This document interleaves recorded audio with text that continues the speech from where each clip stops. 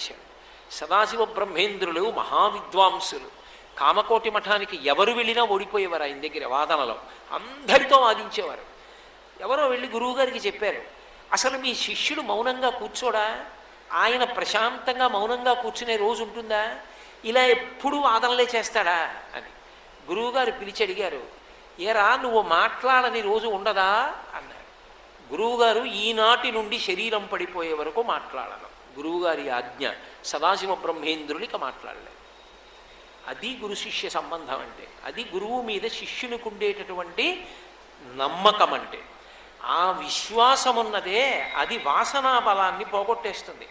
గత జన్మలలో ఏ వాసనా బలం ఉండనివ్వండి, తప్పురా అని గురువు అన్న ఒక్క మాటకి వదిలిపెట్టేస్తాడంతే.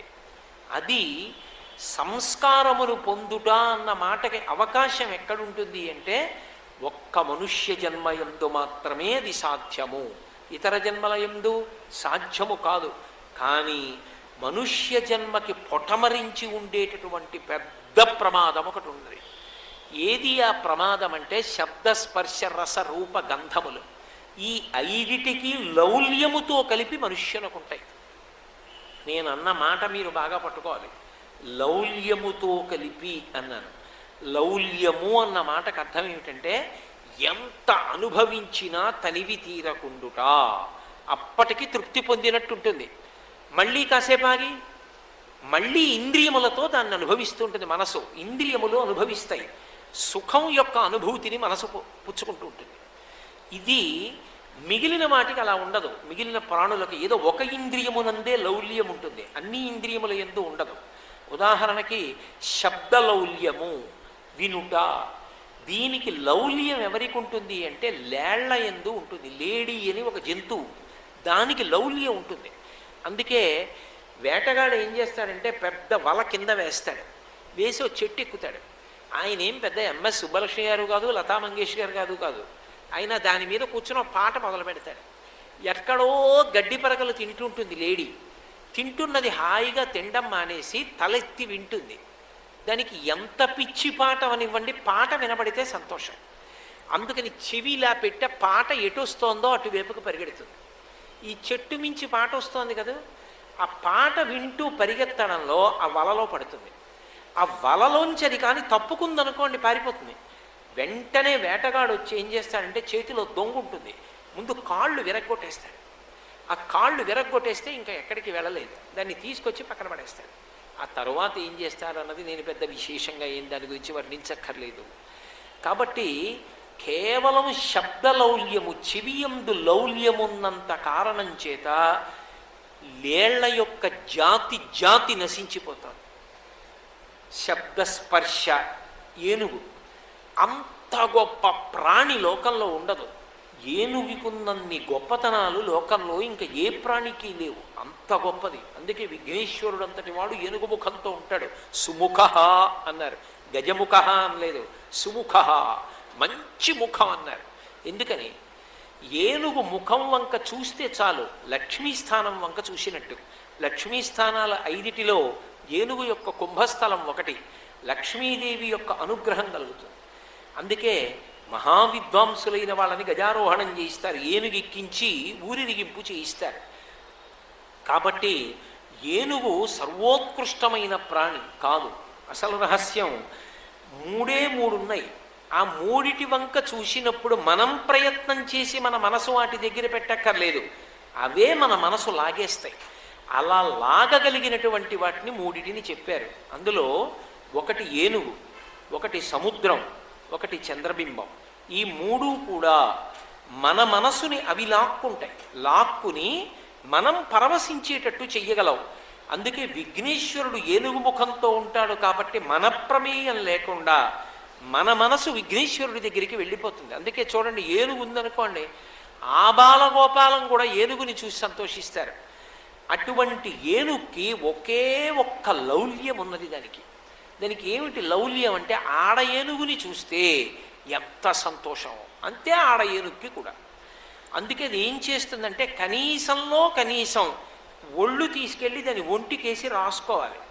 రాసుకుంటే దానికి సంతోషం. ఇది ఎవరికి ఉంది అంటే మహాభారతంలో కీచకుడు గురించి చెప్తూ తిక్కన గారు విరాట పర్వంలో ఒక మాట అంటారు, తన్వి బొరి బొరి చూచు అంటారు. బొరి బొరి చూచు అంటే అదే పనిగా అటువైపు చూస్తుంటాడు ద్రౌపదీదేవి కోసం. బస్సు ఎక్కినట్టు ఎక్కడం, తన శరీరం ఆడవాళ్ళకి తగిలేటట్టుగా ఒరుసుకుంటూ ఉండడం. రామాయణంలో రాక్షసుల యొక్క బుద్ధి చెప్తూ విచ్చుకత్తులు పట్టుకున్నటువంటి రాక్షసులు ఈ కాంతల యొక్క శరీరాల మీద తమ శరీరాల్ని పడేస్తూ ఉంటారు అన్నారు వాల్మీకి మహర్షి. కాంతాసు గాత్రాణి చ విక్షిపంతి అన్నారు. పరమ దుర్మార్గమైనటువంటి బుద్ధి, లేకి బలహీనత, అర్థం లేని జీవనానికి అదొకటి. ఆ ఏనుక్కదొకటే లౌల్యం. అది కనీసంలో కనీసం ఏనుగుని ఒరుసుకోపోతే ఉండలేదు. అందుకని ఏం చేస్తారంటే ఏనుగుని పట్టుకోవాలంటే అంత తేలిక కాదు. పెద్ద గొయ్యి ఒకటి తవ్వి దాని మీద బరువు ఎక్కితే విరిగిపోయేటటువంటి పుచ్చుకర్రలు పెడతారు. పెట్టేసి గడ్డంతా వేసేసి ఒక ఏనుగు బొమ్మను ఒక దాన్ని పెడతారు. పిచ్చి ఏనుగుకి ఎంత వెర్రంటే అది ఈ కర్రల మీదకు వస్తుంది. ఒకవేళ ఏ కారణం చేతనైనా కర్రలు విరగలేదనుకోండి, అది బొమ్మ ఏనుగు దగ్గరికి వచ్చి ఒళ్ళు ఇలా ఒరుసుకుంటుంది. ఆ ఒరుసుకున్నప్పుడు బరువుకి ఇలా ఊగడంలో కర్రలు విరిగి గోతిలో పడిపోతుంది. పడిపోయిన తర్వాత ఇక ఒక వారం రోజులు నీళ్లు గడ్డి పెట్టరు. ఆకలితో అలమటించిపోయి ఎవడు నీళ్లు కాసిని కూరలు కాస్త చెరుకు కర్రలు తెచ్చి పెడుతూ ఉంటాడో వాడి మాటకి వశవర్తి అయిపోతుంది. దానికి ఇక్కడ పొడిస్తే బాధ, అంకుశం పెట్టి పొడుస్తుంటే తలలోంచి వచ్చే పోటు తట్టుకోలేక ఆ బక్కగా ఉన్నటువంటి మావటి వాడి మాటకి వశవర్తి అయిపోయి ఆఖరికి ఎంత భయం అంటే కట్టుకొయ్య దగ్గరికి వెళ్ళి తానే తొండంతో ఇనప గొలుసెత్తి ఇచ్చి మావటికి తన కాలు ఎత్తి అక్కడ పెట్టి కట్టేయమంటుంది. లేకపోతే పొడుస్తాడేమోనని భయం. అంత గొప్ప ఏనుగు ఏ బలహీనతకి లొంగిపోయింది అంటే కేవలముగా స్పర్శ సుఖానికి నశించిపోయింది. రస చేప, దీనికి నాలుక మీద లౌల్యం ఉంటుంది. ఆ చేపలు పట్టేటటువంటి వాడు ఒక సూది ఒకటి తీసుకొచ్చి, మా చిన్నతనంలో తమిళేటి ఒడ్డును చూస్తూ ఉండేవాళ్ళం, గుండు సూది తీసుకొచ్చి ఏం చేస్తారంటే ఇలా వంచుతారు. వంచి వానపాముని ముక్క కోసి దాని మధ్యలో ఇలా కన్నల్లా ఉంటుంది, ఆ కన్నల్లో ఉంచి తొడుగుతారు ఈ గుండు సూదికి. తొడిగి దీని మీద ఒక చిన్న తేలికగా నీటి మీద తేలిపోయేటటువంటి ఒక పుల్ల ముక్క కడతారు. కట్టి ఓ కర్ర పట్టుకుని దాన్ని నీళ్లలో దింపి కూర్చుంటాడు. చేప కడుపు నిండా ఉన్నా సరే అలా వెళ్ళిపోతూ మనకెందుకు లేదు అని వెళ్ళదు. ఈ వానపాము కనపడుతుంది దానికి. వానపాము ముక్క లోపల సూది ఉందని దానికి తెలియదు, గుండు సూది ఉందని. ఒక్కసారి కొరికి వెళ్ళిపోదాం అని వెళ్ళి ఆ గుండు సూది ఇలా యు ఆకారంలో ఉంది కదా, దాన్ని కొరుకుతుంది. ఎప్పుడైతే ఎర్రనుకుని ఇలా చటుక్కుని కొరికిందో ఆ సూది దాని నోట్లో పై దవడకి గుచ్చుకుంటుంది. గుచ్చుకోగానే గిలగిల కొట్టుకోగానే పైనున్న పేకబెత్తం కదులుతుంది. కదలగానే చేప కరిచిందని వాడికి తెలుస్తుంది. ఇలా అంటాడు. ఆ గుండు సూదితో కరుచుకున్న నోట్లోకి అది బాగా నొక్కుకుంటూ ఉండగా బాధతో వచ్చి బయటపడుతుంది. నోరు తెరిచి గుండు సూది తీసేసి అలా వదిలేస్తాడు. నీటి స్పర్శ లేక ఎగిరి ఎగిరి ఎగిరి ఎగిరి కొట్టుకుని చచ్చిపోతుంది. ఏ ఎరని తిందామని కొరికిందో ఆ చేప ఇతరులకు ఆహారం అయిపోతుంది. నాలుకంకు ఉన్నటువంటి లౌల్యానికి చేపల జాతి అంతా నశించిపోతుంది. శబ్ద స్పర్శ రస రూప, దీపపు పురుగులను వస్తాయి. ఇంకెంత వర్షాకాలం ప్రారంభమైతే ప్రారంభం అవుతాయి. ఆ దీపపు పురుగులు ఎగిరి వచ్చి దీపాన్ని ఏదో తినే పదార్థం అనుకుని చాలా బాగుందనుకుని అక్కడికి వెళ్ళి వాలి ఆ రెక్కలు ఊడి కింద పడిపోయి ఇన్ని పెద్ద కుప్ప కింద పడిపోతాయి. ఇలాగా అంత కుప్ప కింద పడిపోయి ఇన్ని పడిపోతున్నాయని చూసినా కూడా వేరొక రెక్కల పురుగు మాత్రం వచ్చి ఆ దీపం మీద వాలడం మాత్రం మాందం. వస్తూనే ఉంటాయి, వాలుతూనే ఉంటాయి, పడిపోతూనే ఉంటాయి. కంటితో చూసి పొంగిపోయి లౌల్యమును పొంది ఆకర్షణ పొందేటటువంటి లక్షణము ఆ రెక్కల పురుగు యందు ఉన్నటువంటి కారణం చేత రెక్కల పురుగుల జాతి నశించిపోతుంది. ఇక మిగిలినది వాసన, ముక్కు. వాసన యందు లౌల్యమున్న కారణం చేత కీటకములన్నీ నశించిపోతున్నాయి. కీటకాలకి పద్మ సుగంధం అంటే చాలా ఇష్టం. పద్మాల్లో ఉండే సుగంధం అంటే వాటికి ప్రాణం. అందుకని ఇవేం చేస్తాయంటే కీటకాలన్నీ వెళ్ళి ఆ పద్మాల మధ్యలో ఉండేటటువంటి దుద్దు దగ్గర తిరుగుతుంటాయి సువాసన కోసం. ఆ మత్తైనటువంటి వాసన పీల్చి పీల్చి పడుకుంటాయి. సూర్యాస్తమయం అయితే అందులో ఆ తుమ్మెద, కీటకము ఇవన్నీ ఉండిపోతాయి. ఆ పద్మము ఇలా ముడుచుకుపోతుంది. మంచి వాసన పీలుస్తూ సంతోషంగా తుమ్మెద అందులో ఉంటుంది. పద్మం ముడుచుకుంది. తుమ్మెద రెక్కలు బహుకోమలంగా ఉంటాయి. దానికి బయటికి రావడం తెలియదు. బయటికి రావడం తెలియక ముడుచుకున్న పద్మాన్ని చూసి కొట్టుకుంటుంటే సాయంకాలం ప్రదోష వేళలో ఏనుగులు నీళ్లు తాగడానికి వస్తాయి. వచ్చి ముడుచుకుపోయిన పద్మాల్ని అవి నీళ్లు తాగేసిన తర్వాత తీసి తొండంతో గుత్తిగా పట్టుకుని పైకి తీసుకొచ్చి నేల మీద పడేసి తమ కాలుతో తొక్కుతాయి. తొక్కినప్పుడు పద్మం లోపల ఉండిపోయినటువంటి తుమ్మెద మరణిస్తుంది ఏనుగు కాలు కింద పడి.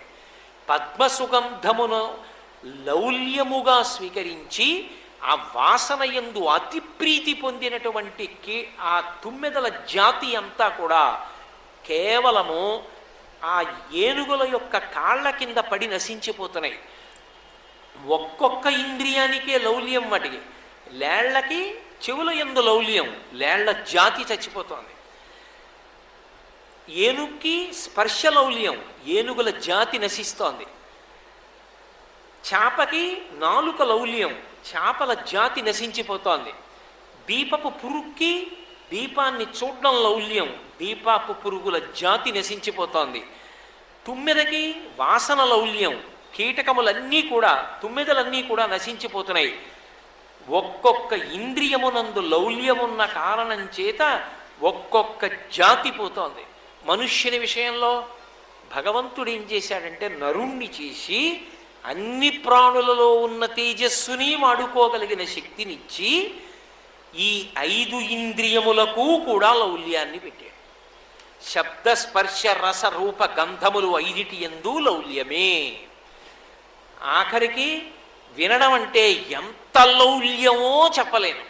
అది ఆఖరికి ఇవాళ ఎంత దూరం వెళ్ళిపోతోందంటే ఆ లౌల్యమును నిగ్రహించుకోలేక కారు డ్రైవ్ చేస్తుంటాడు, ఏదో వింటుంటాడు. ఏదో 2 చక్రాల వాహనం మీద పెడతాడు, చెవుల్లో ఏదో పెట్టుకుని వింటుంటాడు.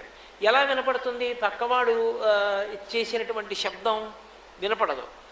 ఎప్పుడు ఏదో తనకిష్టమైనవి అన్నవి వినడానికి యంత్ర పరికరాలని ఆధారం చేసుకుని ఎంతమంది పడిపోతున్నారు ఇవాళ. మనం ఎక్కడికి వచ్చాం, మనం ఏం చేయాలి, ఇలా ప్రవర్తించచ్చా అన్న బుద్ధి మనుష్య జన్మ యందు పొంది దాన్ని సక్రమంగా వినియోగించుకోమని పరమేశ్వరుడు ఇచ్చాడు. అది మానేసి మనం ఎక్కడికి వెళ్ళాం, ఎలా ఉండాలన్న దానితో సంబంధం లేదు, దానికి విరుద్ధంగా ప్రవర్తించడం. వెడుతున్నది ఒక చోటు నుంచి ఒక చోటుకి వెళ్ళడం కోసం క్షేమంగా ఒక వాహనాన్ని ఆధారం చేసుకున్నావు. ఆ వాహనం మీద వెళ్ళడం మానేసి ఏదో ఒక చిన్న సెల్ ఫోన్ పట్టుకుని చెవుల దగ్గర పెట్టుకుని ఒక్క చేత్తో డ్రైవ్ చేయడం. ఎంతమంది చనిపోతున్నారని రికార్డ్స్ చూపించనివ్వండి, వాడు ఆ లౌల్యం నుంచి బయటికి రాడు. వెళ్ళిపోతూ నెంబర్లు నొక్కడం. ఏమని చెప్పవలసి ఉంటుంది అప్పుడు? ఇన్ని లౌల్యాలు, మిగిలిన వాటికి ఒకదాని ఎందే లౌల్యము. ఎక్కడికొచ్చాడో అక్కడ అలా ఉంటాడా? ఉండడు. ఉపన్యాసానికి వచ్చినవాడు, ఉపన్యాసం వినేవాడు ఏం చేయాలి? బుద్ధిగా కూర్చోవాలి. అందరూ కూర్చుంటే వీడొక్కడు ఎందుకు తిరుగుతుంటాడు ఇలా? వాడు తిరగకపోతే ఇప్పుడు కొంపలు పడిపోతాయా? వాడు ఒక్కడు తిరుగుతుంటాడు ఎందుకు అంటే ఎక్కడ ఎలా ఉండాలో అలా ఉండడం చేతకానితనం, సందర్భశుద్ధి లేకపోవడం. అసలు ముందు వాడు నేర్చుకుంటే వాడు కార్యకర్తగా మిగిలిన వాళ్ళకి ఏం చేయాలో నేర్చుకోవచ్చు. అసలు వాడికే తిరగకూడదన్న విషయం తెలియదు, వాడు కార్యకర్త ఏమిటి, ఇక సభలో వాడే నిర్వహణ చేస్తాడు. కాబట్టి ఎక్కడ ఎలా ఉండాలో తెలియనితనం ఏర్పడిపోతే దాన్ని లౌల్యం అంటారు, అర్థం లేని ప్రవర్తన. కాబట్టి శబ్ద స్పర్శ ముట్టుకోవడం విషయంలో లౌల్యం. అరే మనం అలా ముట్టుకోకూడదురా, ప్రతిదాన్ని ముట్టుకోకూడదు. ముట్టుకుంటే లోపల పైశాచికత్వం ప్రబలుతుంది. అందులో కలియుగంలో ఒక పెద్ద ప్రమాదం ఉంది. త్రేతాయుగం వరకు, ద్వాపర యుగం వరకు రాక్షసులకు ఉపాధి ఉంది, వాళ్ళకి వేరే శరీరం ఇచ్చాడు పరమేశ్వరుడు. ఒక్క కలియుగం దగ్గరికి వచ్చేటప్పటికి ఏం చేశాడంటే రాక్షసులకు వేరు శరీరం ఇవ్వలేదు, నువ్వు మనుష్యుల యొక్క మనస్సు యందు కూర్చోమన్నాడు. ఇప్పుడు మనుష్యుల మనస్సే రాక్షసుల యొక్క శరీరం. అందుకే వేరు శరీరం ఉండదు. లోపలికి పుచ్చుకునేవి ఇంద్రియాలు, కిటికీలు. వీటిలోంచి లోపలికి పుచ్చుకుంటున్నవి మంచి విషయాలైతే మనసు ఊరుకుంటుంది. లేదనుకోండి, అగ్నిహోత్రం పెట్టినట్టే పాలు పొంగినట్టు పొంగుతుంది. ఇప్పుడు శబ్దము చేత లౌల్యము, స్పర్శ చేత లౌల్యము, రూపము చేత లౌల్యము. కళ్ళు విప్పితే అరే మనం అలా చూడకూడదు అన్న భావన లేదు, అన్నిటినీ చూడాలన్న తాపత్రయమే. గంధ, వాసన, ఇది పీల్చకూడదని లేదు, ఇది పీల్చచ్చని లేదు. ఎంత విపరీతమైనటువంటి గంధలౌల్యమో అంత గంధలౌల్యం పెరిగిపోయిన కారణం చేతనే స్నానాలు తగ్గిపోయాయి. పూర్వం ఉదయం, మధ్యాహ్నం, సాయంకాలం స్నానం చేయడం ఉండేది. ఇప్పుడు స్నానం అక్కర్లేదు. ఆ చెమట గుడ్డలే కట్టేసుకుని ఓసారి ఇలా ఎత్తి ఓ సీసా ఇలా కొట్టుకుని బయటికి వెళ్ళిపోవచ్చు. లోపల శరీరం ఎంత కుళ్ళిపోతోందో, ఎన్ని పుళ్ళు పుట్టాయో, ఎన్ని మచ్చలు పడుతున్నాయో ఎవ్వడికి తెలియక్కర్లా. అంత దూరం నుంచే వాసన. గంధ, ఎంత గంధలౌల్యమో, అర్థం లేని గంధలౌల్యం. మనుష్యునకు 5టి యందు లౌల్యాన్ని పెట్టాడు పరమాత్మ. ఇప్పుడు 5టి యందు లౌల్యం ఉన్నటువంటి వాడు పాడైపోకుండా తనని తాను నిగ్రహించుకోవడం అంటే అక్కడుంది అసలు ప్రయత్నం అంత. లోకంలో పాడు చేసేటటువంటి వస్తువులు అనేకం ఉంటాయి, ఉండకుండా ఉండవు. అసలు అలా ఉండకపోతే ప్రయాణము ప్రమాదము అన్న 2 మాటలు ఉండవు. ఇప్పుడు నేను కాకినాడ నుంచి అనకాపల్లి రావాలనుకోండి, కారుకి బ్రేక్ ఎందుకండి, యాక్సిలరేటర్ ఒకటి చాలు. నేను ఎన్ని గంటలకు వెళ్ళాలో అన్ని గంటలకు వెళ్ళడానికి తగిన వేగంతో వెళ్ళిపోవడానికి యాక్సిలరేటర్ ఒకటి ఉంటే చాలు. మరి బ్రేక్ ఎందుకు అంటే, అంత వేగంతో నేను రావడం ఒకటే ప్రయోజనం కాదు, అంత వేగంగా కార్లు తిరుగుతాయని తెలియనటువంటి ఓ పిల్లవాడు పరిగెత్తాడు రోడ్డుకి అడ్డంగా. అప్పుడు ఆ పిల్లవాడిని రక్షించడానికి ఓ బ్రేక్ ఉండాలి, లేకపోతే పిల్లవాడు ఏమైపోతాడు? కారుకి పరిగెత్తడానికి యాక్సిలరేటర్తో పాటు అవసరమైతే ఆగడానికి బ్రేక్ ఎలా కావాలో, నిన్ను పాడు చేసేవి లోకంలో అనేకం కనపడుతున్నా వాటికి వశం కాకుండా ఉండడానికి లోపలి బ్రేకు సంస్కారం కావాలి. ఆ సంస్కార బలం లేదనుకోండి, అయిన దానికి కాండానికి అర్థం పర్థం లేకుండా ఇంకా విజృంభించిపోయి ఇక అయ్యో ఇలా నేను సుఖాన్ని అనుభవించచ్చా అన్న మాట ఉండదంతే. ఇంకా లోకంలో విచక్షణ అనేటటువంటిది పోతుంది. బుద్ధి విచక్షణతో ఆలోచించుట ఆ మాట ఉండదు. నేను మీతో అర్థం అవ్వడానికి అంతకన్నా సభలో వివరణ చెయ్యకూడదు కాబట్టి ఒక మాట చెప్తాను, మీరు అర్థం చేసుకుంటారు. పాలు అగ్నిహోత్రం మీద ఉంటే పొంగుతాయి తెలుసు. పాలు అగ్నిహోత్రం మీదే ఉండిపోయాయి అనుకోండి, పొంగిపోయిన పాలు ఏమైపోవాలి? పొంగిపోయి మళ్ళీ తమంత తాము వెనక్కి వెళ్ళవు. పొంగి పొంగి పొంగి పొంగి పొయ్యిలో పడిపోతాయి. ఎవరికైనా పనికొస్తాయా? ఎవ్వరికీ పనికిరావు. ఇంకా ఏ వయసునందు ఏది ఆశ్రయంగా బుద్ధికి ఇవ్వాలో అది ఇవ్వని నాడు ఉద్రేకాన్ని కల్పిస్తే చిట్ట చివరికి ఏమవుతుంది అంటే, ప్రపంచంలోనూ దేశంలోనూ నిర్భయ చట్టాలు రావలసి ఉంటుంది. కారణం, మనసుకి ఇస్తున్న ఆశ్రయము మంచిది కాదు. ఈ మాట నేను చెప్పేటప్పుడు సామాజిక బాధ్యత గురించి కూడా నేను ఒక మాట చెప్పవలసి ఉంటుంది. పెద్దలకి కూడా ఓ కర్తవ్యం ఉంటుంది. అమాయకత్వంతో ఉన్నవాళ్ళు, యుక్తాయుక్త విచక్షణ లేనటువంటి వాళ్ళు మనసు పొంగి తప్పు చెయ్యకుండా ఉండాలి అంటే అటువంటి వాళ్ళ యొక్క మనసులు నిష్కారణంగా పొంగడానికి ఏవి కారణములో వాటిని చాలా విరివిగా దొరకకుండా నియంత్రించవలసినటువంటి అవసరం కూడా పెద్దల మీద ఉంటుంది. వీధిలోకెడితే కంటికి కనపడకూడనివి కనపడుతుండడం, దేవాలయం ఉన్నా, పిల్లలు చదువుకునే పాఠశాల ఉన్నా సరే వీధికి 2 వైపులా మద్యపానశాలలు ఉండడం, ఎవరు ఎలా బట్ట కట్టుకోవాలో అలా బట్ట కట్టుకోకుండా ఎవరు పడితే వాళ్ళు ఎలా పడితే అలా తిరుగుతుండడం, ఇవన్నీ చిట్ట చివరికి ఏం చేస్తాయంటే ప్రమాదాలు తీసుకొస్తాయి. అలా తీసుకురాకుండా ఉండాలి అంటే శాస్త్రాన్ని ఆశ్రయించాలి. శాస్త్రాన్ని ఆశ్రయిస్తే, నేను ఇందాక మీతో అన్నానే, కారుకి యాక్సిలరేటర్ ఒకటే కాదు బ్రేక్ ఉండుట అని మీతో అన్నాను. అరే మనం అలా చూడకూడదు, అలా ప్రవర్తించకూడదు, నిగ్రహ శక్తి అలవాటు అవుతుంది. దానికే శాస్త్రమునందు ధర్మము అని పేరు. ఒకవేళ నీ మనసు పొంగింది కదా అని అవతల వాళ్ళ జీవితాలు పాడు చేసి సుఖాన్ని అనుభవించేటటువంటి పశుతత్వాన్ని మనిషి పొందకూడదు. మనుష్యుడు మనుష్యునిగా ప్రవర్తించాలి. ప్రవర్తించాలంటే దానికి ఒక్కటే కారణమవుతుంది, ధర్మము కారణమవుతుంది. ఆ ధర్మం ఒకటి కారణమైందనుకోండి. అందుకే మన శాస్త్రాలకున్న గొప్పతనం ఎక్కడుందంటే సమస్య చెప్పి ఎప్పుడూ వదిలిపెట్టవు, సమస్యకి పరిష్కారం చెప్తాయి. మనకి ఉపనిషత్తు ఏమంటుందంటే మాతృవత్ పరదారేషు, ఇతర స్త్రీ నీకు కనపడింది, ఆమె యందు మాతృభావన చెయ్యి. పరద్రవ్యానిలోష్టవత్, నీది కాదు ఇతరులది కనపడింది, బెడ్డ ముక్క అన్న భావన చెయ్యి. అలాగే ఎవరో ఒకడు కనపడ్డాడు, నీలో ఉన్న ఆత్మ అతనిలో ఉన్న ఆత్మ అనేటటువంటి భావనని నువ్వు సుస్థిరం చేసుకో మనసులో. ఇప్పుడు పరిష్కారం చెప్పింది.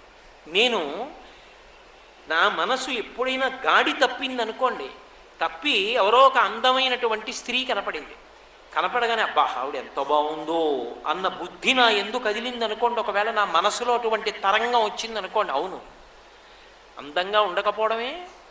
ప్రతిరోజు ఉదయం వేళ నువ్వు ఏ కంచి కామాక్షి పరదేవత పాద దర్శనం చేస్తావో, ఏ కామాక్షి పరదేవత పాదములు కడిగి తీర్థం పుచ్చుకుంటావో, ఏ కామాక్షి పరదేవత పాదములకు నమస్కారం చేస్తావో, ఆ అమ్మలగన్న యమ్మ ఇవ్వాల నీకు దర్శనమివ్వడానికి నీ ముందు ఆమెగా నిల్చుంది.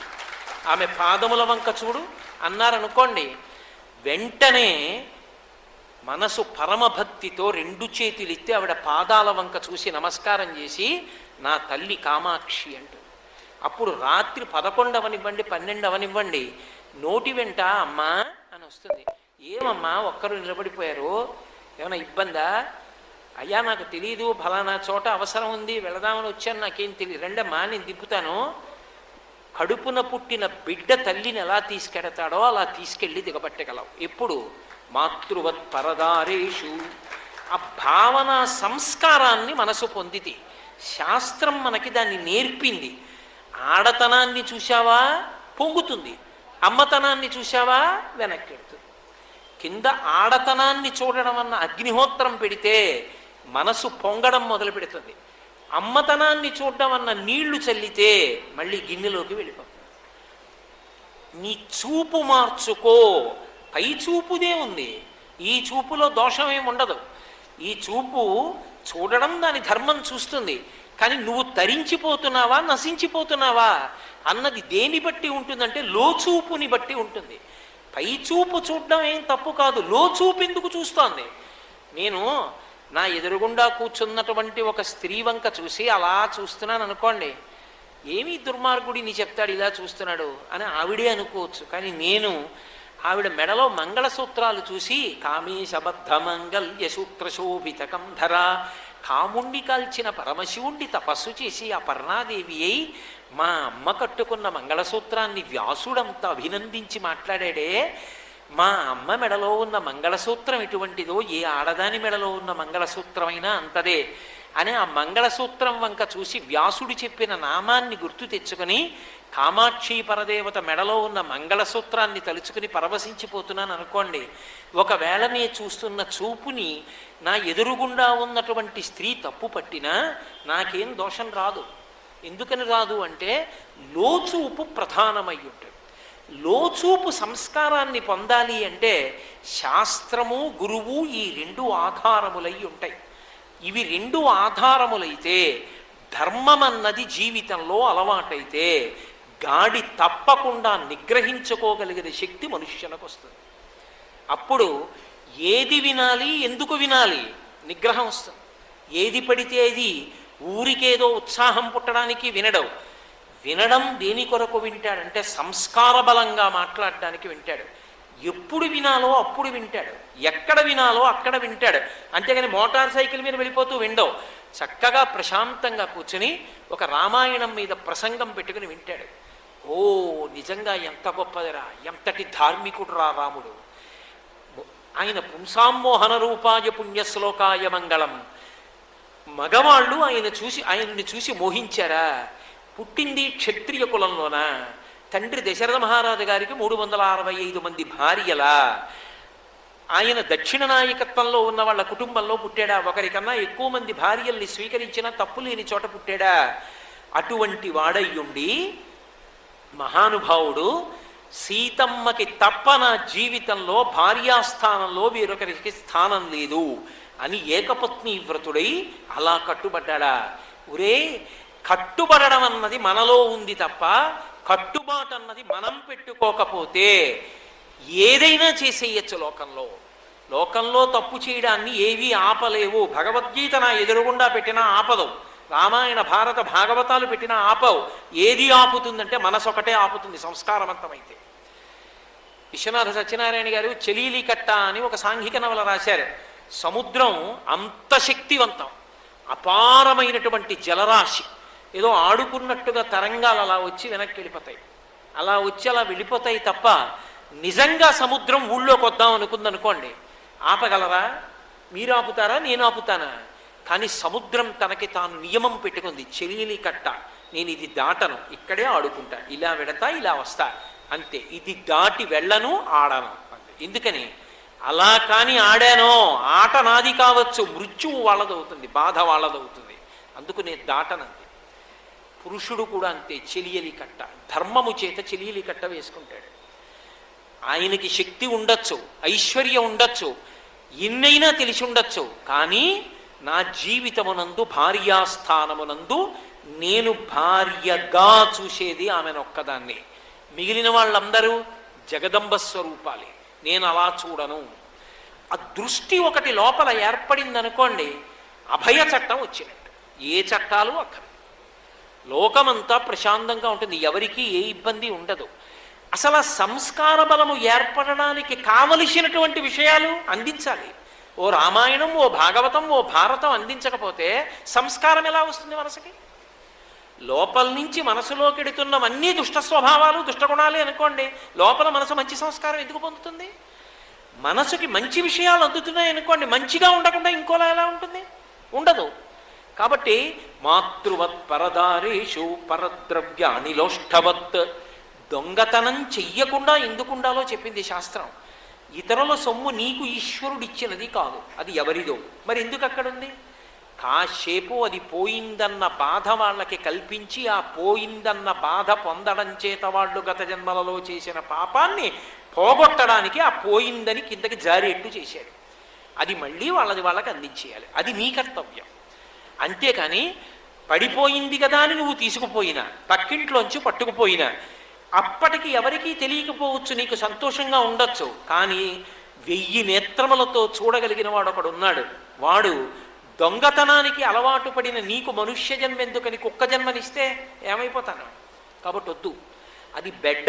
నేను అలా రోడ్డు మీద పెడుతున్నప్పుడు ఎన్నో బెడ్డలు కనబడతాయి, అవన్నీ బస్తాల్లో వేసుకుని, మూటలు కట్టుకుని, కారులో వేసుకుని కాకినాడ పట్టుకెడతానా? నేను పట్టుకెళ్ళను. నాకు అని ఇచ్చినదైతే అదొక్కటే కదూ నేను పట్టుకెళ్ళేది, యజమానిగా పట్టుకెడతాను తప్ప దొంగగా తీసుకెళ్ళను. కాబట్టి పరద్రవ్యానిలోష్టవత్. అలాగే ఇతరులలో ఉన్న ఆత్మ నీలో ఉన్న ఆత్మకు భిన్నము కాదు. నేను ఒకరిని ఒక మాట అంటే వారు ఎలా బాధపడతారు అన్నదానికి ముందు వాళ్ళు నన్ను అలా అంటే అని ఆలోచించాలి. వాళ్ళు నన్ను ఆ మాట అన్నారనుకోండి, నేను ఎంత బాధపడతాను. కాబట్టి నేను వాళ్ళని ఆ మాట అన్ను. అలా నేను పాపం మూట కట్టుకోను. హింస కొట్టే చెయ్యక్కర్లేదు, మాటతో కూడా చెయ్యొచ్చు. కాబట్టి నీ చెయ్య నా పాపం అనుకున్నాడు అనుకోండి, ఇప్పుడు అసలు దోషం ఎందుకు చేస్తాడు? ఉపనిషత్తులో చెప్పిన 3 వాక్యాలు చాలు. అన్ని చోట్ల విద్యాగ్రంథాలతో పాటుగా సంస్కారమును నేర్పడానికి వీటి గురించి కూడా చెప్పారనుకోండి. ఎందుకు జరుగుతుంది అరాచకత్వం? మనసులలో నాటుకుందనాడు జరగదు. ఈ సంస్కారమును పొందగలిగిన వాడు మనుష్యుడు ఒక్కడే. అందుకే మనుష్యుడు దేని చేత తరిస్తాడంటే ధర్మము చేత తరించిపోతాడు. ఆ ధర్మమును మనుష్యును ఆశ్రయించనంతసేపు చెలియలి కట్ట దాటగలిగినటువంటి సముద్రం, ధర్మాన్ని పట్టుకున్నటువంటి వాడు చెలియలి కట్టని గౌరవించినటువంటి సముద్రం. చెలియలి కట్టని గౌరవించడము వచ్చినటువంటి సముద్రము అన్న మాటకు అర్థం ఏమిటి? అది ఏ ఇతరులను కూడా బాధ పెట్టేది కాదు. కానీ చెలియలి కట్టని దాటడం అలవాటైపోయినటువంటి సముద్రం ఖచ్చితంగా ఊళ్ళో ఉన్న వాళ్ళందరినీ కూడా ఆస్తి నష్టం, ప్రాణ నష్టం చేసి బాధ పెట్టగలుగుతుంది. దానికి అది క్రీడ కావచ్చు, కానీ ఇతరులు బాధపడతారు. అందుకే ధర్మాన్ని ఆలంబనం చేసుకోవాలి. జీవితానికి ప్రధానమేది ధర్మము. ధర్మము అన్న మాటకే పర్యాయ పదము భక్తి. భక్తి అంటే గోనె బస్తాలతో మారేడు దళాలు తీసుకురావడం, పూలదండలు తీసుకురావడం, పుష్పాలు తీసుకురావడం, పరమేశ్వరుడికి పూజ చేయడం, దాన్ని భక్తి అనరు. భక్తి అని ఎవరినంటారంటే, ఒక ఉదాహరణ చెప్తుంటారు. వెనకటికి ఒక భూస్వామి ఉండేవాడు. ఆయన దగ్గర 2 పాలేరులు ఉండేవారు. 2 పాలేర్లలో ఒక ఆయన ఎప్పుడు దగ్గర కూర్చుని, అయ్యా మీరు ఎంత గొప్పవారండి, మీరు ఇంద్రుడండి, చంద్రుడండి, ఉపేంద్రుడండి అని పొగుడుతుండేవాడు. ఇంకొక పాలేరుని పిలిచి, యజమాని రే ఇలా వచ్చి కూర్చో, కాసేపు నీతో మాట్లాడాలి అంటే, ఉండండి మీకేముంది అయ్యగారు, పాలు తాగి హాయిగా కూర్చుని కబుర్లు చెప్తారు, అవతల దూడలు వదలాలి, పాలు తీయాలి, నేను ఇప్పుడు కూర్చుని ఉత్త కబుర్లు ఆడటం కుదరదండి అని వెళ్ళిపోతాడు. ఉత్త కబుర్లు మీతో ఆడుతూ కూర్చోవడం కుదరదండి, నేను పాలు తీయాలని విడిపోయినటువంటి పాలేరుని యజమాని ఇష్టపడతాడా? ఏ పని చేయకుండా పక్కన కూర్చుని ఊరికే పొగుడుతున్నటువంటి వాడిని ఇష్టపడతాడా? పని చేసిన పాలేరుని యజమాని ఇష్టపడతాడు. అలాగే కూర్చుని ఊరికే స్తోత్రాలు చేసేసి పువ్వులు వేసేస్తానంటే పరమేశ్వరుడు సంతోషపడిపోడు. కర్తవ్యతానిష్టతో ధర్మ పరిపాలన చేసిన వాడిని ఇష్టపడతాడు. అంటే భగవంతుడు ఏది చెప్పాడో అది చేసిన వాడెవడున్నాడో వాడు ధర్మాన్ని పట్టుకున్నవాడు. భగవంతుడు విహిత కర్మ చెప్పాడు, నిషిద్ధ కర్మ చెప్పాడు. ఒరే నీకు 5 ఇంద్రియాలు ఇచ్చాను, సుఖం అనుభవించు, నేను వద్దంటలేదు, చక్కగా అనుభవించు. నీకు వీణ వినాలనుందా, సాంబశివాయనరే అని రాజోపచారాల్లో కీర్తన చేస్తుంటే చక్కగా విను. ఏంటి నీకు పాట వినాలనుందా, భగవంతుడి దగ్గర కూర్చుని నీ కూతురే కూర్చుని నువ్వు పూజ చేసుకున్న తర్వాత వచ్చి ఆ కామాక్షి పరదేవత మీద కంజదలాయతాక్షి అని కీర్తన చేస్తుంటే మురిసిపో. నీకు మృదంగం వినాలనుందా, మంచి మృదంగాన్ని నీ కొడుకు వాయిస్తుంటే భగవంతుడి మ్రోల కూర్చుని ఇది భగవంతుడిచ్చిన అనుగ్రహం అని చెప్పి విను, వచ్చిన ఇబ్బంది ఏం లేదు. లౌల్యములకు కట్టుబడకు, భగవత్ ప్రసాదంగా అనుభవించడం నేర్చుకో. భగవంతుడు వద్దు అన్నది ఏది ఉందో దాని జోలికి వెళ్ళకు, నిషిద్ధ కర్మ జోలికి వెళ్ళకు, విహిత కర్మని విడిచిపెట్టకు. ఉదయం స్నానం చెయ్యి, లేచి స్నానం చెయ్యి. ఇతరుల యొక్క ద్రవ్యమును కోరవద్దు. నిత్యతృప్తితో ఈశ్వరుడు నాకు ఇచ్చినదేదో అది నాకు పరమానందదాయకము అన్న భావనతో జీవితాన్ని గడుపు. ఇప్పుడు ఈశ్వరుడు చెప్పినట్టు బ్రతుకుతున్నవాడెవడో వాడు ధర్మమునందున్నవాడు. భక్తి అంటే దానికి మెడలో పటాలేం ఉండవు. పరమభక్తి తత్పరుడు అని గుర్తేమిటో తెలుసా? శంకరాచార్యులు వారి సౌందర్యలహరిలో చెప్తారు. జపో జల్ప శిల్పం సకలమపి ముద్రా విరచన గతి ప్రాదక్షిణ్యాక్రమణమశనాద్యాహుతి విధి ప్రణామ సంవేశ సుఖమఖిలమాత్మార్పణ దృశా సపర్యాపర్యాయస్తవ భవతు ఇన్మే విలసితం అంటారు. నేను ఇప్పుడు మాట్లాడుతున్నాను, నేను ఇప్పుడు మాట్లాడాలి అంటే ఆ మాట నేను తెచ్చుకున్నది కాదు. పరమేశ్వరుడు ఈ కంఠంలో స్వరపేటికని పెట్టాడు. ఈ స్వరపేటికని ఆయన పెట్టాడు కాబట్టి నేను పీల్చినటువంటి వాయువు ఆ స్వరపేటికలోకి వెళ్ళి శబ్దంగా మారుతోంది.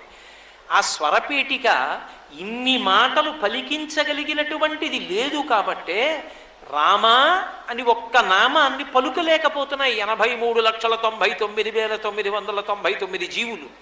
కానీ నేను మనుష్యునిగా పుట్టాను కాబట్టి ఒక మాట మాట్లాడి ఎంత కష్టంలో ఉన్నవాళ్ళు శాంతి పొందేట్టు చేయగలను. నువ్వు డబ్బు ఇవ్వక్కర్లేదు. అయ్యా బెంగ పెట్టుకోకండి, పరమేశ్వరుడు ఉన్నాడు, ఎవడు తీశాడో వాడు పూడుస్తాడు. భయకృత్ భయనాశన, ఎవడు భయాన్ని కల్పించాడో వాడే భయాన్ని తీస్తాడు, బెంగ పెట్టుకోకండి అని నేను ఒక్క మంచి మాట అన్నాను అనుకోండి, ఆయన సంతోషంగా వెళ్ళిపోతాడు. మాటల చేత దేవతలు మన్నన చేసి వరంబులిత్తురున్ జిహ్వాగ్రే వర్తతే లక్ష్మీ జిహ్వాగ్రే మిత్రబాంధవాః జిహ్వాగ్రే బంధనం ప్రాప్తి జిహ్వాగ్రే మరణం ధ్రువం. ఆ మాట చేత ఏదైనా పొందొచ్చు, మాట చేత ఎంత శత్రుత్వాన్నైనా తెచ్చుకోవచ్చు. కాబట్టి పరమేశ్వరుడు మాటనిచ్చాడు, భగవన్నామాన్ని పలికి తరించిపోవచ్చు, పరులకు ఉపకారం చేయడానికి మంచి మాటలు చెప్పి తరించిపోవచ్చు. కాబట్టి మాట ఇచ్చినటువంటి పరమేశ్వరుని పట్ల కృతజ్ఞతాభావంతో, ఈశ్వరా నువ్వు నాకు మాట ఇచ్చావు, నువ్విచ్చిన మాట ఎప్పుడు ఎవరిని బాధ పెట్టేది కాకుండా నేను చూసుకుంటాను అని మాట్లాడే ముందు పరాకు పొందినవాడు ఎవడున్నాడో వాడు పరదేవత భక్తితో ఉన్నవాడు. అంతేగాని అక్కడికి వెళ్ళి 4 పూలు పూజ చేసి రావణాసురుడిలాగా బయటికి వచ్చి పనికి మాలిన మాటలన్నీ మాట్లాడుతుంటే వాడు భక్తుడు ఎందుకు అవుతాడు? వాడు భక్తుడు కాడు. అరే, ఈ మాట నాకు ఇచ్చినవాడు ఒకడు ఉన్నాడు, వాడు రేపు పొద్దున్న అడుగుతాడు, ఇంకో 20 ఏళ్ల తర్వాత అయినా వదిలేని శరీరాన్ని. వదిలేసినప్పుడు ఎలా ఎందుకు అలా మాట్లాడావు ఆ రోజు నన్ను అడుగుతాడు. అప్పుడు నేను చెప్పుకోవద్దు జవాబు. కాబట్టి అది ధార్మికమైతే మాట్లాడతా, ధర్మం కాకపోతేనే మాట్లాడడం అన్నాడు అనుకోండి. ఇప్పుడు అది భక్తి. జపో జల్ప శిల్పం, మాటల చేత భక్తి. సకలమపి ముద్రా విరచన, నా చేతులు కాళ్ళు ఏవి కదిలినా అనవసరంగా ఎవరికి భయం కలగకూడదు. ఇలా నేను అనకూడదు నా జీవితంలో అనుకుని, ఎంతమందో శరీరావయవాలు కదలక బాధపడుతున్నారు, నా అదృష్టం కదులుతున్నాయి, పరదేవతానుగ్రహం అనుకున్నాను అనుకోండి. నేను కదిపేటప్పుడు అమ్మవారిని జ్ఞాపకం తెచ్చుకుంటాను. అప్పుడు ఆయన శరీర కదలికలన్నీ భగవత్ సంబంధమైన ముద్రలే. ఇలా ఏది చేస్తున్నా వెనక భగవంతుని యొక్క అనుగ్రహాన్ని జ్ఞాపకం చేసుకుని బ్రతికిన వాడెవడో వాడు ప్రతినిత్యము ఉత్సవం చేస్తున్నాడు. వెంకటేశ్వర స్వామి వారి కొండకెళ్ళి 7 కొండలెక్కి అష్టదళ పాదపద్మారాధన టికెట్ కొనుక్కుని దర్శనం చేసిన వాడే అష్టదళ పాదపద్మారాధన సేవ చేసిన వాడు కాడు. ఎవడు నిత్యము సేవ చేస్తున్నాడంటే మనమే అడుగుతాం. అహం దూరతస్తే పదంభోత జుగ్మ ప్రణామిచ్చయా గచ్చ సేవాం కరోమి సహృచ్చేవ యా నిత్య సేవా ఫలం త్వం ప్రయచ్చ ప్రయచ్చ ప్రభో వెంకటేశ అంటాం. నిత్య సేవా ఫలం త్వం. ఇవాళ చేయడం కాదు అష్టదళ పాద పద్మారాధనం, ప్రతిరోజు ప్రతిక్షణం నీ చేసేటట్టుగా చేయనన్ను. ఎలా చేస్తావు? మనస్సు అనేటటువంటి పుష్పాన్ని ఈశ్వరుడి పాదముల దగ్గర పెట్టు. అహింసా ప్రథమం పుష్పం పుష్పమింద్రియ నిగ్రహ సర్వభూత దయా పుష్పం క్షమా పుష్పం విశేషత జ్ఞాన పుష్పం ధ్యాన పుష్పం తప పుష్పం తు సప్తమం సత్యమష్టవిధం పుష్పం విష్ణో ప్రీతికరం భవేత్. ఈ గుణములు అలవాటు చేసుకో, నువ్వు ప్రతి క్షణం అష్టదళ పాద పద్మారాధనం చేస్తున్నవాడివి. కాబట్టి ధర్మము ఈశ్వరుడు చెప్పినట్లు బ్రతుకుట, ఈశ్వరుడు చెయ్యవద్దు అన్నదాన్ని చెయ్యకుండా ఉండుట. చెయ్యకుండా ఉండడం కారుకి బ్రేకు, చెయ్యగలగడం యాక్సిలరేటర్. లోపలని ప్రయాణం క్షేమం, చేరుకునేది పరమేశ్వరు. ఇది సాధ్యమవడానికి ధర్మాన్ని ఊతంగా ఎవడు పుచ్చుకుంటాడో వాడు మనసు ప్రలోభపడేటట్టు, మనసు ఉద్రేకం పడేటట్టు వాడి ఇంద్రియములు వాడి విషయంలో చెయ్యలేవు. ఎందుకో తెలుసా? రామాయణం చదువుకున్నాడు, రాముడు ఎలా బ్రతుకుతాడో నేర్చుకున్నాడు. రాముడు ఒక మాట అంటాడు, కులీనమ కులీనం వా శుచిం వా యదివా శుచిం చారిత్రమేవ వ్యాఖ్యాతి వీరం పురుషమానినం అంటాడు. ఒక చోట అంటాడు, ఒకడు మంచివాడా ఒకడు చెడ్డవాడా అన్నదాన్ని దేని బట్టి నిర్ణయించాలి? ఎవడో ఏదో సంతోషం కొద్దీ పొగిడాడని కాదు, ఎవడో మనసులో అక్కసు పెట్టుకుని తిట్టాడని కాదు. దేని బట్టి నిర్ణయించాలో తెలుసా? వాడి ప్రవర్తనని బట్టి నిర్ణయించాలి. ఆయన ఎలా ప్రవర్తిస్తూ ఉంటాడు, ఆయన ప్రవర్తన ఎప్పుడు ఎలా ప్రవర్తించినా అది ధర్మమునకు కట్టుబడుతుంది. రాముడికి ఏది ఇష్టమో తెలుసా? జీవితంలో చాలామంది సీతమ్మ ఇష్టం అనుకుంటారు, కాదు. తండ్రి పోయినా, సీతమ్మ దూరమైనా, ఇంకొక కష్టం వచ్చినా రాముడు నిత్యతృప్తుడు. అందుకే నవమి నాడు పుడతాడు. ఎంత పెట్టి దేన్ని హెచ్చవేసినా 9 రావాలి. అది నవమి తిథి యొక్క గొప్పతనం. 9 ఏదో 9 ఒకట్ల 9, 9 2 18, 8 1 9, 9 3 27, 7 2 9, 9 4 36, 6 3 9, 9 5 45, 4 5 9. రాముడికి కష్టం రానివ్వండి, సుఖం రానివ్వండి, సంతోషంగా ఉంటాడు. దేనికి సంతోషంగా ఉంటాడో తెలుసా? ఒకటే కారణం, నా ధర్మం నేను నెరవేర్చానా, అదొకటే చూసుకుంటాడు. నేను ఇవాళ సంధ్యావందనం చేశానా, సంతోషం. నేను ఇవాళ శాస్త్రంలో చెప్పిందే చెప్పానా, సంతోషం. నేను ఇవాళ భగవంతుడు చెప్పినట్టే బ్రతికాను కదూ, నేను ఎక్కడ ఆయన చెయ్యొద్దన్నది చేయలేదు కదూ, ఆయనకి సంతోషం. మిగిలినవి వస్తాయి జీవితంలో, ఉత్థాన పతనాలు. ఈశ్వరుడు ఉన్నాడు, నా ధర్మానుష్ఠానము నన్ను రక్షిస్తుంది. ధర్మం అన్న మాట రాముడు జీవితంలో ఒకే ఒక్క చోట ఒక్కసారి వదిలేస్తే 2 కాండలు లేవు. రాముడు సుగ్రీవుడితో స్నేహం చేయడం మానేసి వాలితో స్నేహం చేస్తే వాలికి రావణాసురుడికి ఒప్పందం ఉంది. వాలంటే మహాభయం రావణాసురుడికి. తోకకి చుట్టి 4 సముద్రాల్లో ముంచాడు. అంతటి మహాబలవంతుడు. చిటికేస్తే పరిగెత్తుకొచ్చి సీతమ్మని ఇచ్చేస్తాడు. కానీ వాలి చచ్చిపోతూ అడిగాడు, ఎందుకు నాతో స్నేహం చేయలేదు, సీతమ్మని ఇప్పిద్దును కదా అన్నాడు. ధర్మం తప్పిన నీతో స్నేహం కన్నా ధర్మంలో ఉన్న నీ తమ్ముడు నాకు ఇష్టం, అందుకే ధర్మం ఎక్కడుందో అక్కడ నిలబడ్డానన్నాడు. రామో విగ్రహవాం ధర్మ. ఇంకో 2 కాండలు వెళ్ళాయి, సుందరకాండ, యుద్ధకాండ. 2 కాండలు గడిచినా సరే ధర్మమే నాకు కావాలని మనుష్యునిగా పుట్టిన రాముడు నిలబడ్డాడు. కాబట్టే ద్వాపరయుగం దాటిపోయిన తర్వాత కలియుగంలో కూడా వాడవాడలా రామాలయాలు, రామనామము అలాగే ఉండిపోయి ధర్మము చేత మనిషి తరిస్తాడు. ధర్మమే నీకు నిగ్రహ శక్తిని ఇస్తుంది. రాముడు ఎక్కడ తప్పు చెయ్యలేదు అని అనకూడదు. తప్పు రామాయణం బాగా చదవండి. రాముడు కూడా తప్పులు చెయ్యబోయాడు, ఎన్నో చోట్ల చేయబోయాడు రాముడు. ఒకానొకప్పుడు రాముడికి పిచ్చి కోపం వచ్చేసింది సీతమ్మ కనపడకపోతే. ఈ లోకాలన్నిటినీ లయం చేస్తాను, దేవతలు కూడా నరవడం, నా నారాచ బాణ ప్రయోగం చేస్తున్నాను లక్ష్మణ అని బాణం తీసి సంధించబోయాడు. నిజంగా అది చేస్తే విద్య నేర్పిన వశిష్ఠుడు, విశ్వామిత్రుడు తలంచుకుని ఉండేవాడు. తన భార్య కనపడకపోతే ఇంతమందిని శిక్షిస్తాడా? లక్ష్మణస్వామి వచ్చి కాళ్ళ మీద పడ్డాడు. కాళ్ళ మీద పడి, అన్నయ్య చెయ్యొచ్చా? ఇలా చెయ్యకూడదు. చంద్రే లక్ష్మి, చంద్రుడికి కాంతి ఎలా ఉంటుందో, సూర్యుడికి ప్రభ ఎలా ఉంటుందో, నీకు తైచానుత్తమం యశాహ, మంచివాడు ధర్మం తప్పడని నీ నడవడి చేత కీర్తి ఉంది. మచ్చొస్తుందన్నయ్య, ఒక్కసారే ధర్మం తప్పినా నీ నడవడి మొత్తం మీద రాముడు ఒక్కసారి ధర్మం తప్పి బాణాలు వేశాడంటారు. వద్దన్నయ్య, ధర్మాన్ని వదిలిపెట్టద్దన్నయ్య అన్నాడు. అంతే. తమ్ముడా, నువ్వు చెప్పిన మాట నిజం రా అన్నాడు. నీకు తెలియకపోవచ్చు, వినడం చేత కావాలి కనీసం. ఇహ సంతో నవాసంతి సతోవా నానువర్తసే తథాహి విపరీతాతే బుద్ధిరాచారవర్జిత అంటుంది సీతమ్మ.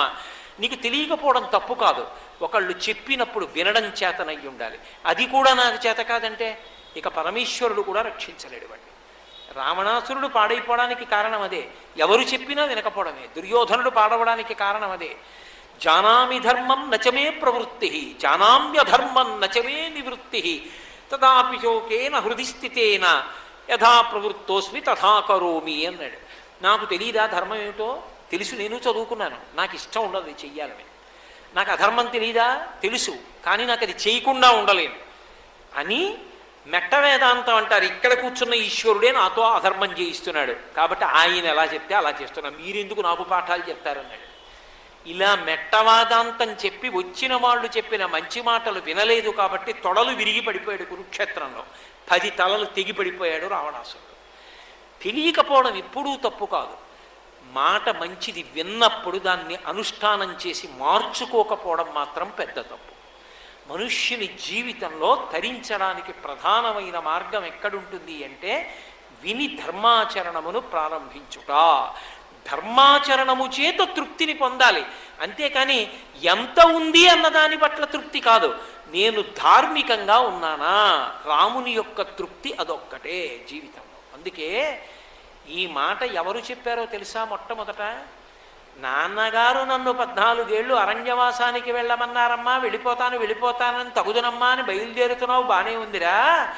అంత తేలికైన మాట కాదు నాన్నగారు చెప్పింది.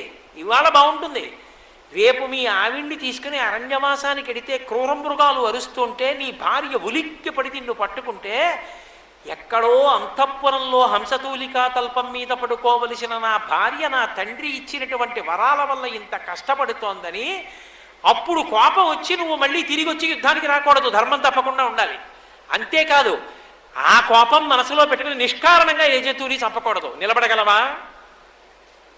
యం పాలయసి ధర్మంతం దృష్ట్యా చ నియమేన చ సవై రాఘవశార్దూలా ధర్మస్వాం అభిరక్షతు. రామాయణం మొత్తంలో బంగారు పాత్రలో పోసిన అమృతం ఆ శ్లోకం. ఒరే, ఇప్పటి వరకు ఏ ధర్మం అని రాజ్యం కూడా విడిచిపెట్టి వెళ్ళిపోతున్నావో ఆ ధర్మానికే కట్టుబడి వచ్చే కష్టాల్ని కూడా తట్టుకోగలవా? నీవు తట్టుకోగలనంటే ధర్మస్వాం అభిరక్షతు, ఆ ధర్మము నిన్ను రక్షించుగాక అంది కౌసల్య. నిలబడ్డాడంతే ధర్మానికి. ఆఖరికి రాక్షసుడు అన్నాడు, రామో విగ్రహవాం ధర్మ. అందుకే మనుష్యుని జీవితంలో ఒక్క ప్రశ్నే వేసుకోమని చెప్పారు. అయ్యా, నేను ఇది అనుభవించచ్చా, నేను ఇలా నాకు ఈ సుఖం అనుభవించాలని ఉంది, అనుభవించేనా? అంతరాత్మ చెప్పినది ప్రమాణం చేసుకో, ధర్మమే అనుభవించే. అధర్మము ధర్మచక్రంలో ఇమడదు, వెళ్ళొద్దు దాని జోలికి. జీవుడు నశించిపోతాడు, కోట్ల జన్మలు వెళ్ళిపోతాడు మళ్ళీ తిరియక్కుగా. అప్పుడు బాధపడిపోతావు. వద్దు, ఉద్ధరేణాత్మనాత్మానం, ఈ భోగం తాత్కాలికం, పాడైపోతావు. ఒక్క ప్రశ్న, ఇది ధర్మమా? ధర్మమే, అనుభవించు. నాకు చక్కెర పొంగలి తినాలనుంది, తిన్నా అండి. తినచ్చా? తినచ్చు, తప్పే ఉంది. నువ్వు గృహస్థువి, నువ్వే సన్యాసివి కావు, తినచ్చు. కాబట్టి పరమేశ్వరుడికి నైవేద్యం పెట్టి కాస్త ఒకళ్ళకి పెట్టి తిను, ఏం తప్పులేదు. అయ్యా నాకు మా ఇంట్లో 2 మంచాలు కొనుక్కుందామనుంది, ధర్మమా? తప్పులేదు, ఏమీ తప్పులేదు, గృహస్థువు కొనుక్కో. అయ్యా పంచదార పరవన్నం కన్నా బెల్లం పరవన్నం వంక చూస్తే, బెల్లం పరవన్నం వంక కన్నా పంచదార పరవన్నం వంక చూస్తే నాకు తెల్లగా ఉంది, అది నల్లగా ఉంది, ఇది బాగుంది అనిపిస్తోంది, తిందామనిపిస్తోంది, తిను, నైవేద్యం పెట్టుకు తిను. అయ్యా లోకంలో నా పక్కనున్న ఆవిడ నల్లగా, ఎదురుగుండా ఉన్న ఆవిడ తెల్లగా కనిపిస్తోందన్నమాట తేకు, ధర్మము కాదు, అధర్మం. ఆ చట్రములోకి ఇమిడిందా? ధర్మచట్రంలోకి ఇమిడితే చెయ్యి, ధర్మచట్రంలోకి ఇమడలేదు చెయ్యి. అదొక్కటే తీర్పంతే. దీనికి ముందే ఉండాలి. ఈ ధర్మం చెప్పిన పరమేశ్వరుడు మళ్ళీ నిన్ను లెక్కలు అడుగుతాడు ఒకనాడు. ఇందులో శాశ్వతంగా ఉండవు, ఎందుకంటే ఇది మర్త్యలోకం. కాబట్టి అలా ధర్మం పట్టుకున్నవాడెవడో వాడు మనుష్యుడిగా సాధించేటటువంటి పరమాద్భుతమైన విశేషమేమో చెప్పి మనుష్య జన్మ ప్రాశస్త్యమేమిటో చెప్తాను. దేవతలు ఉన్నారనుకోండి, వాళ్ళకి కర్మాధికారం లేదు, వాడు కర్మ చేయడానికి వీలు లేదు వాళ్ళు. కాబట్టి వాళ్ళు కొత్తగా పుణ్యము సంపాదించుకోరు, ఉన్న పాపం పోయే అవకాశము ఉండదు. ఆ పుణ్యం అయిపోయిన తర్వాత మళ్ళీ భూమి మీద పడిపోతారు. క్షీణే పుణ్యే మర్త్యలోకం విశంతి. పోనీ స్థావర జంగమాదులు ఉన్నాయి, అవి ఏమైనా కర్మ చేస్తాయా? వాటికి కర్మాధికారం లేదు. మరి మనం కర్మ చేస్తాం, గంగ స్నానం చెయ్యొచ్చు, కాశీ విశ్వనాథుణ్ణి సేవించచ్చు, పుణ్యకర్మలు చేసి ఆ పుణ్యకర్మల వలన చిత్తమును శుద్ధి పొందించుకుని ఆ చిత్తశుద్ధి వలన పొందినటువంటి జ్ఞానము చేత మళ్ళీ పుట్టవలసిన అవసరం లేని మోక్షానికి వెళ్ళవచ్చు. అథవా భక్తితో జీవనం చేశావు, మోక్షం మాట దేవుడెరుగు. పరమేశ్వరుడు సంతోషించి ఉత్తర జన్మలలో మళ్ళీ మనుష్యునిగా పుట్టించి ఇంకా గట్టిగా శాస్త్రాన్ని, గురువుగారిని, భగవంతుణ్ణి పట్టుకునే శక్తిని ఆయన ఇస్తాడు. అలా కావాలనుకుంటే ఈ జన్మలో ధర్మాన్ని పట్టుకోవడం నేర్చుకో. అలా దేవతలు తరించలేరు, మోక్షాన్ని పొందలేరు, మిగిలిన జీవరాశులు మోక్షాన్ని పొందలేవు.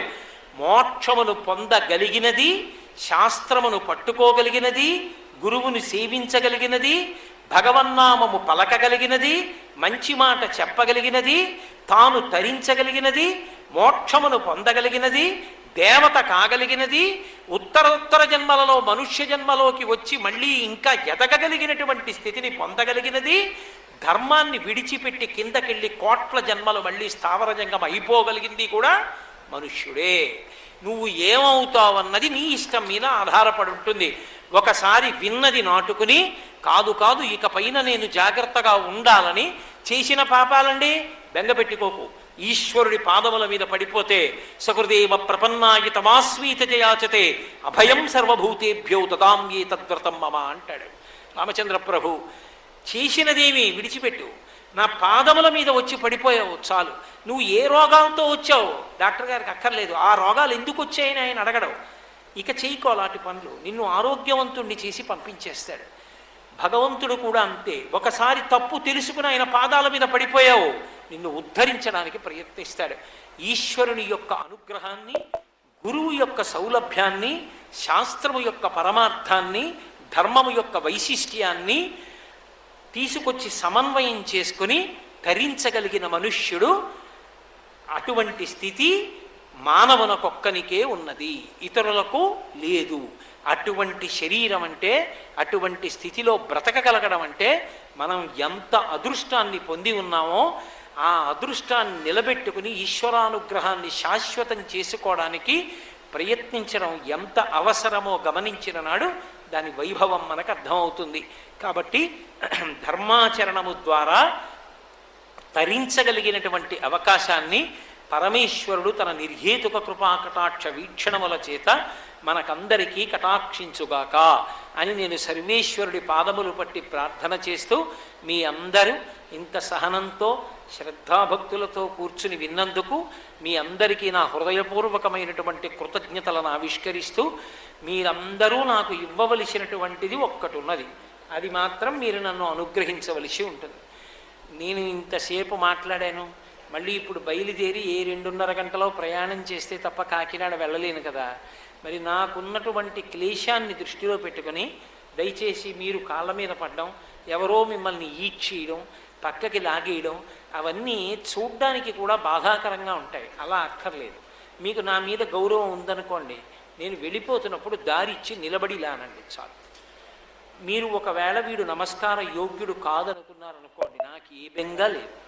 కాబట్టి దయచేసి కాళ్ళ మీద మాత్రం పడద్దు అని కోరుకుంటూ స్వస్తి.